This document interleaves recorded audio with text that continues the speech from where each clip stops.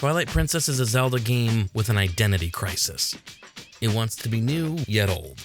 Innovative, yet familiar. It wants to imitate its predecessor, Ocarina of Time, while standing out as something completely unique, wholly new onto its own. Twilight Princess wants to be and not be at the exact same time. It had to be daring, bold, innovative, and in the words of Zelda's original creator, 120% Zelda. What does that even mean? Expectations were sky high. Especially as word got out that the follow-up to The Wind Waker would have a more realistic art style, leaving the cel-shaded look behind. Zelda players were excited about what a next-gen realistic Zelda game was going to look like. A true follow-up to Ocarina of Time that fans have been wanting for almost 10 years at this point. The developers, on the other hand, were struggling with what that next-gen realistic Zelda game was going to be like. How do you follow up Ocarina of Time with a game that feels both like Ocarina but also new, fresh, and original? Give us the same, just different. What we would get is a product from a group of developers struggling to find the answer to a question that not one single person on the team could outright define. What makes a Zelda game a Zelda game?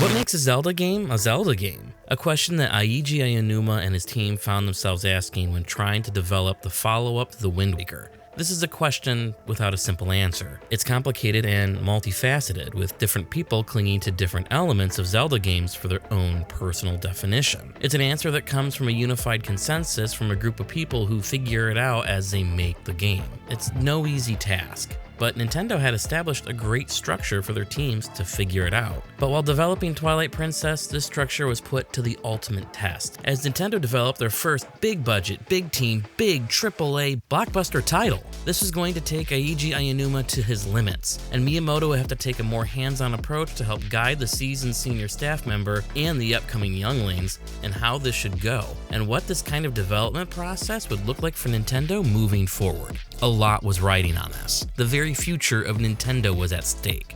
I've said it a few times in the past few videos, but I'll say it one more time for the people in the back. At this point in the mid-2000s, Nintendo was in trouble! Once the market giant, they were now number 3. But at least they still outlived Sega. Am I right? Point, check, match. The GameCube sold okay. The Game Boy Advance kept Nintendo's head above water, and their new handheld line, the DS, was turning heads and moving units. But at this moment, the Zelda franchise was floundering. Critically, the games were doing fine. The people that were playing them were loving them. Sales, on the other hand, there was a trend. Wind Waker did fine at first, but the wind was quickly taken out of its sails. Ha! The game wasn't flying off the shelves like they had hoped, not like they did for Ocarina at least. Aonuma began work on planning a sequel. At first it was going to be a direct sequel to The Wind Waker. The game was going to keep that cel-shaded look, but after some advice from Nintendo of America, Aonuma decided to go with a realistic look for the next title. He was told that this would sell better in the West, which was vitally important as Zelda had a larger Western audience than it did in Japan. The problem was they couldn't get their ideas together. Nothing was inspiring the team, and Nintendo's philosophy was to not make the same game twice. There had to be a hook or idea that was unique to that title. If it was a franchise, there had to be a core set of mechanics that were shared across titles, like Mario's jumping. His games will always revolve around that specific verb, but Mario games had that clear-cut defined core. Everyone knew what made a Mario game a Mario game. A middle-aged, overweight man doing unusually athletic platforming. Boom! Huge hit, big seller, moving units and moving consoles. The issue with Zelda, no one had a shared idea of what made a Zelda game a Zelda game. To each person working on the games, it was something different. It was the mood and tone, the dungeon design, the freedom and exploration. No one agreed as to what the core spirit of Zelda was. The decision to go in a realistic art style was met with skepticism at first, especially by Miyamoto. Photorealism wasn't the Nintendo way. Aonuma somewhat agreed, so even though they were going to go more realistic in the vein of Ocarina of Time, the game was still going to be heavily stylized, and that led to some interesting artistic choices, that is for sure. Miyamoto okayed the change in graphical direction under one condition: do what you couldn't do in Ocarina of Time. Have horse combat. Aonuma and his team succeeded in getting horseback combat working, and working pretty well. They were beginning to assemble something somewhat resembling a video game, so in 2004 they showed off an in-engine teaser at E3. The crowd went nuts. Standing ovation, cheers to the heavens, pure harmonious rapture and jubilation. Finally, more of what we love. The problem was the team making the game still didn't know what they were making, and Aonuma was still struggling to give this new Zelda title an identity of its own outside of "it's a new Zelda game." What did that mean? The definition of what makes a Zelda game would be found in the layers that made this game, and it was layer by layer that Aonuma and the development team discovered what makes and doesn't make a Zelda game work. And it would be a long, arduous journey, starting with the first layer, the foundation of Zelda.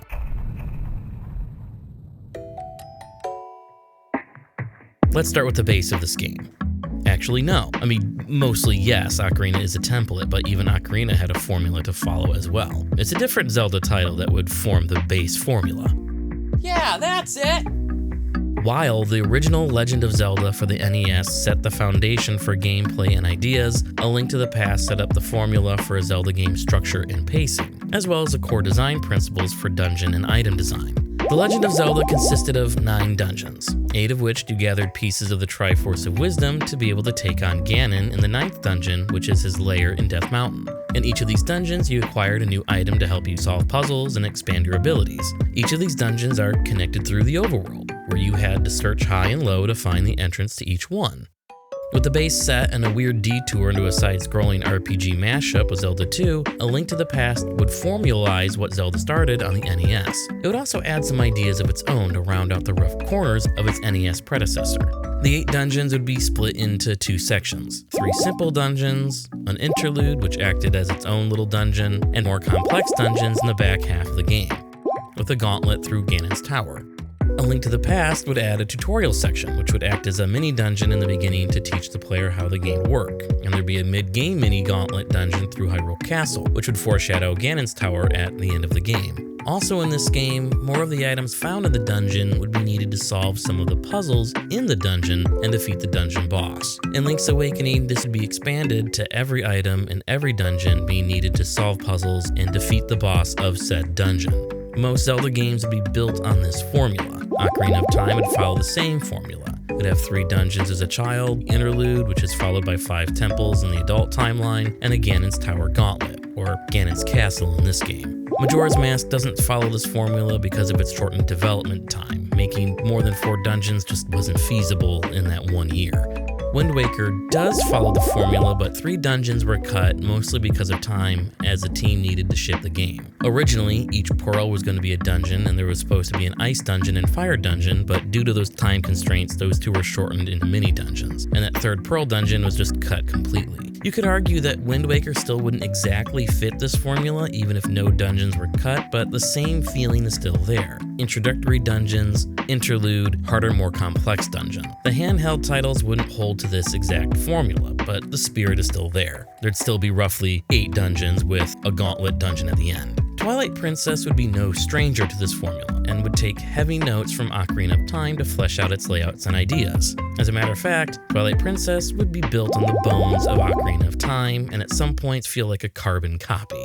To allure the American audience, it'd be given a darker and more realistic aesthetic to fit the times for the mid-2000s, which in retrospect just looks like Hyrule became a subsidiary of Hot Topic. This did also come at a time when just about every video game came with that piss-colored filter for quote-unquote realism. How about a little piss? Rick, why is there a man shooting piss on our front lawn? In Ocarina of Time, Hyrule Field was the hub. Your home village in the woods was the south, which bordered the Lost Woods. To the east was Kakariko Village, which led to Death Mountain and the Gorons, and south of it was Zora River and Zora's Domain. Castle Town was to the north, Lake Hylia to the west, with Gerudo Desert residing beyond it. The center connecting everything was Hyrule Field. Twilight Princess would expand Hyrule Field into different sections and move Castle Town to the center, including it this time as part of the hub. Link's Village would still be to the south and near the Lost Woods. Kakariko would be to the east and lead up to Death Mountain. Zora's Domain would move to the north, and Lake Hylia would remain to the west along with Gerudo Desert, and everything would be connected through Hyrule Field still, which now has multiple sections, each just as big as the original Hyrule Field from Ocarina of Time. For the Wii version, this was all flipped to make Link right-handed for motion controls. It took what the N64 did and fleshed it out, making it feel like a bigger, more livable space. The dungeons followed the same pattern as Ocarina. The first was a forest temple, which was connected to the forest that borders your village. You must complete this temple before you can enter the greater world of Hyrule Field. The second is the Goron Mines to help the Gorons, similar to Dodongo Cavern. And the third is Lakebed Temple to help the Zora, which is a rehash of the Water Temple, more than it is of Jabu Jabu's belly. But still, the spirit of the idea is there. After completing these dungeons, there is an interlude with Zelda disappearing that ends with you acquiring the Master Sword in the ruins of the Temple of Time. Help the people of the woods, help the Gorons, help the Zora, Zelda disappears, get the Master Sword. So far, beat for beat, Twilight Princess is copied from Ocarina of Time, just with the piss filter. Okay, so that's not fair. Twilight Princess does have more color than the other games of the era, but it's something that retrospectively we all look back on, and we're so thankful that art directors have moved on from that aesthetic. Uncle, mercy! Stop! I give up! But here is the base for Twilight Princess. Link to the Past set the formula, and Ocarina of Time became the blueprint that Twilight Princess would essentially reuse. When the franchise and company are floundering to the competition like Nintendo was at the time, it makes sense that you're going to heavily rely on biggest selling software to date in the franchise. So if the formula was already written, Twilight Princess would need something else to stand out. Something wild, something feral.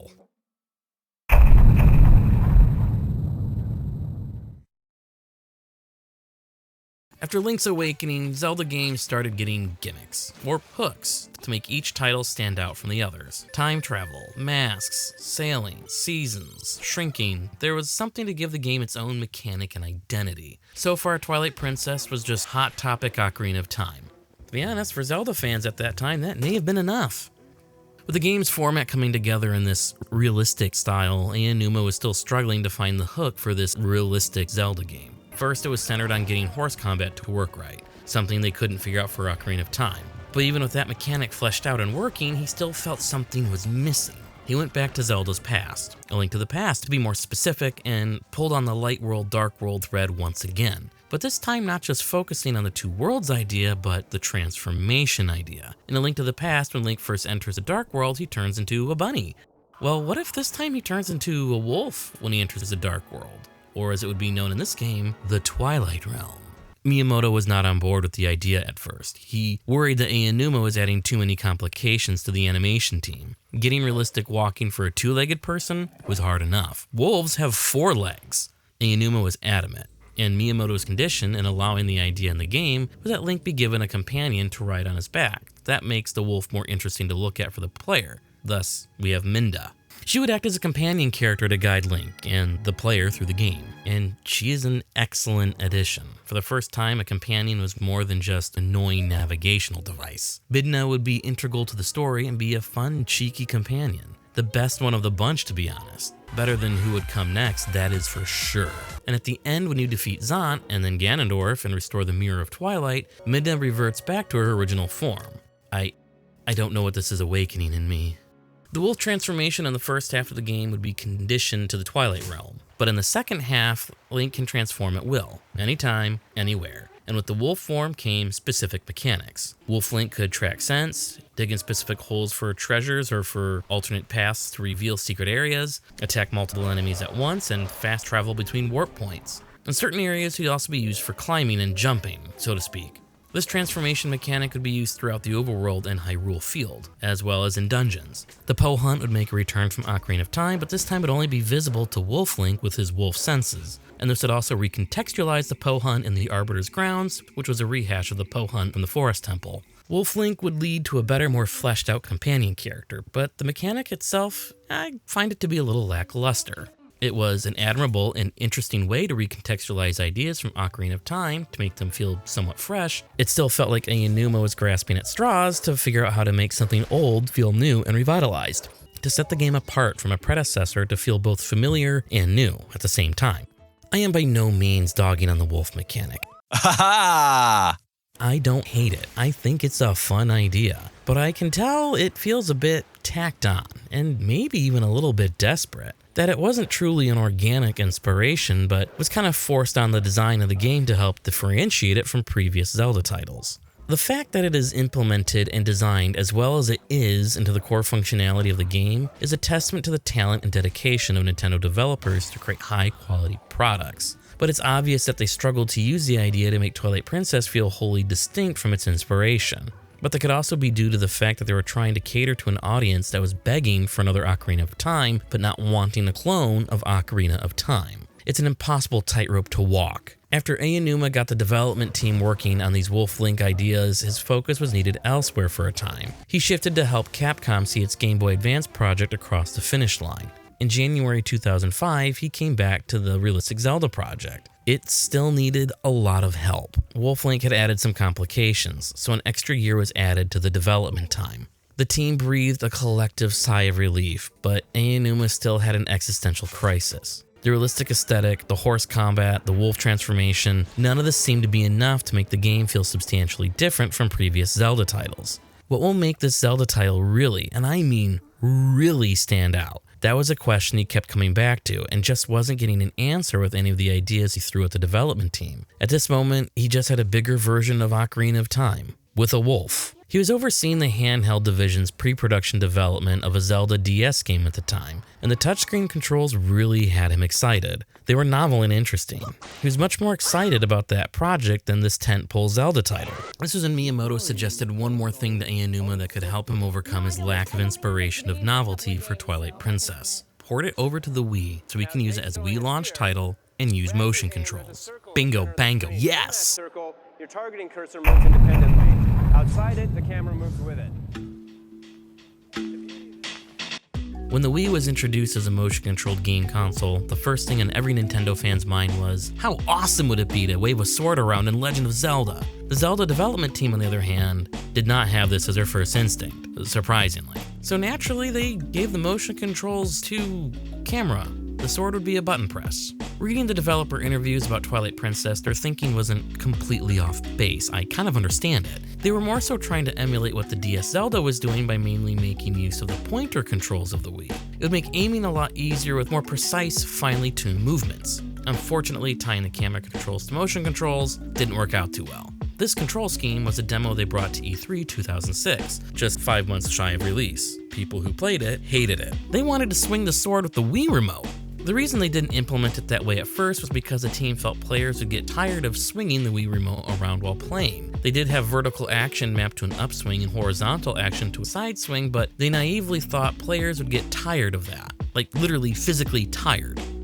No, it's what the people wanted. After E3 2006, the team quickly recalibrated based on the feedback from the show. So by the time the game released later that year as a launch title for the Wii, they had once again reconfigured the controls. The sword was now motion control, not one-to-one. Really, you just waggled it and Link would swing his sword, but it was still cool.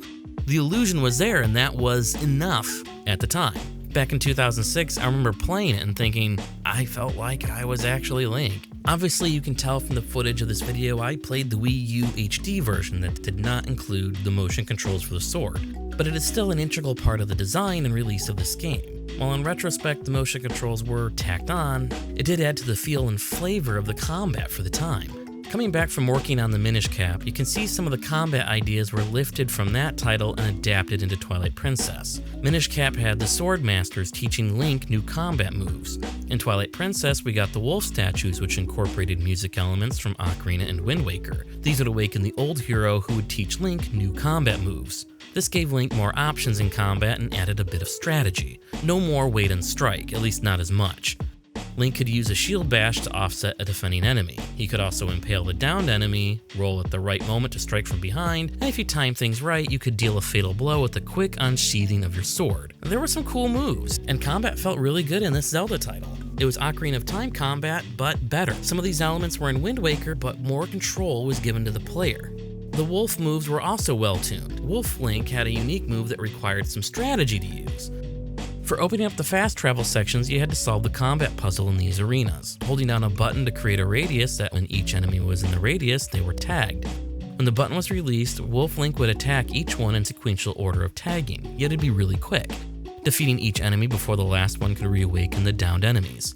Between the combat, the horse riding, the movement, Link felt pretty good to control. Z targeting continued to work without a hitch, and the wait-and-see combat system was updated with new moves for Link to use to bypass enemy defenses. More strategy was added. So with Ocarina of Time Skeleton, a new wolf transformation mechanic, new combat options, and for the Wii version motion controls, Twilight Princess was coming together.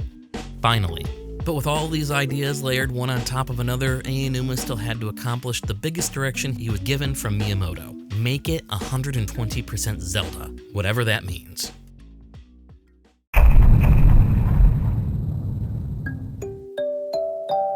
The team struggled for more than 3 years trying to make this game. They spent a long time trying to figure out what makes a Zelda game, and how do you take what was, keep the traditional, but imbibe the new with its own identity, wholly unique to itself. The team believed they had found their answers. Layer by layer, they built Twilight Princess to be 120% Zelda.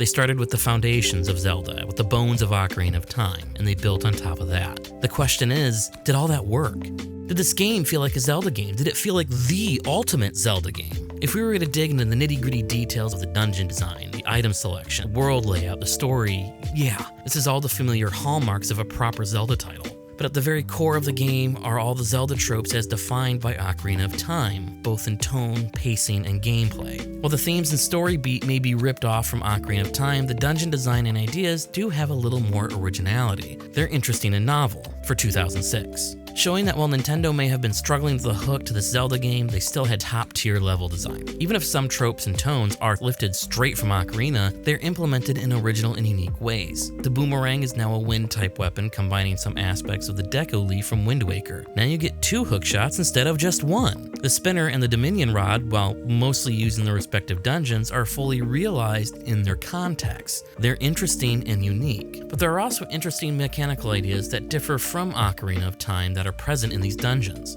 For the Forest Temple, its mechanical concepts are based on wind, kind of like how the Forbidden Woods was in Wind Waker. Instead of that Deco Leaf, the boomerang was used to create whirlwinds, to rotate spinners and turn bridges and open doors. And instead of cutting multiple vines in the boss fight, it's used to carry bombs from the helper monkeys you rescued to blow up the Diababas. In Goron Mines, the iron boots are used to attach to magnetic walls to navigate the labyrinth, as well as to weigh you down to trip up the Twilight-possessed Goron boss at the end. And the Water Temple isn't just about raising or lowering water levels, but directing water flow to or away from areas where it may or may not be needed. Nintendo may have been struggling with the hook to this Zelda game, but they showed they are still top-tier level designers. And the second half of this game just gets better. Here they break away from copying Ocarina of Time. Well, kinda. I did mention that Arbiter's Grounds copies Forest Temple's Poe Hunt. Exactly, while adding in some complexity with the wolf mechanics. At least the spinner is an interesting idea that leads to a pretty cool looking set-piece boss fight. But Snow Peak Ruins, Temple of Time, City of the Sky, Palace of Twilight, they all have some originality. There are more original takes on the ice, light, wind, and dark themes. Snow Peak Ruins feels like a rundown mansion Link is navigating. Temple of Time, while linear, has you recontextualizing every challenge as you lead the statue back down the path you went up. City in the Sky adds the double claw shot, which I have to admit, while derivative, adds some fun complexity in navigation and in the boss fight. While the first half is beat for beat Ocarina of Time, the second half brings some original ideas and fun twists and established tropes from the Nintendo 64 classic. And when it comes to dungeon layout and design, if it's not broke, I guess don't fix it. Ocarina of Time's dungeons were designed around a main large room you crisscross through, or its dungeons were divided into areas, each hubbed around a main large room that you cross through. This helped the player keep an abstract image of the dungeon layout in their head by having a central point to navigate from. While the dungeons may be more linear in nature, simply completing them section by section by having you backtrack and crisscross gives the dungeon a more complex feel. And while the layout may be simple, the puzzles were still fun and interesting. I personally really like Twilight Princess, despite its Frankenstein nature of adding things onto the bones of Ocarina of Time. I may revisit Ocarina of Time more often, but this title's still a good, solid comfort food Zelda game. It outsold Ocarina of Time by almost 1 million units. The game is no doubt a Zelda game, and it feels 120% like Zelda. A vast explorable overworld, engaging in interesting dungeons, a melodramatic story filled with goofy and memorable characters. I need to take a quick second and talk about the characters here, because there are some weird-ass choices. Like this guy, who has a bird building a nest in his head, and he doesn't care. It's not even brought up. Nobody mentions it. It's just happening. No one's talking about it. Alright, these kids all look like they have severe health problems from birth defect deformities. This kid is definitely hydrocephalic. A droopy dog as a sad clown man makes an appearance. And then there's Tits McGee. And who can forget Goron Rock Nipples? There were some choices that were made in the art design for this game, that is for sure. But when you step back in this mechanically cobbled together gem, it is undoubtedly Zelda. Each element that the different types of fans would want from a Zelda game are all present and in big ways.